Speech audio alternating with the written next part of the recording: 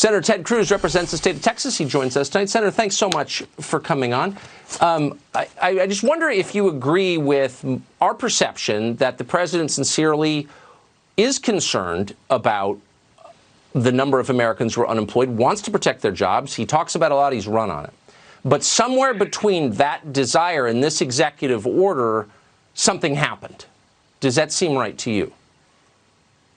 Well, I know he cares about American jobs. I've spoken to him many times just during this coronavirus pandemic. And I think this order is a step trying to do that. I think we ought to have two priorities: protecting American lives and protecting American jobs. And I think halting legal immigration for 60 days makes perfect sense in accomplishing both of those.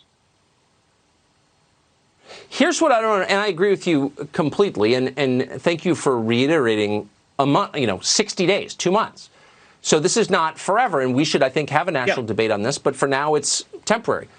But why, when you have the highest unemployment rate in our lifetimes, or really the lifetimes of anyone living, would you allow companies to import IT workers from foreign countries to take middle-class or upper-middle-class jobs? That seems insane to me.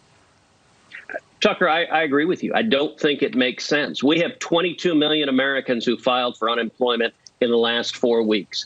The whole purpose of legal immigration is supposed to benefit the economy. When you have 22 million Americans out of work, they need to get the jobs. We don't need to be bringing in 1 million plus workers when 22 million Americans are out of work. In a tight labor market, the calculus would be different. But this is a crisis, and we need to get Americans back to work. I think halting, bringing in legal immigration, and I say this as the son of a legal immigrant. I believe in legal immigration as long as it benefits jobs. But when you have a catastrophe unfolding, bringing in millions of additional workers before the Americans get hired, that doesn't make any sense to me.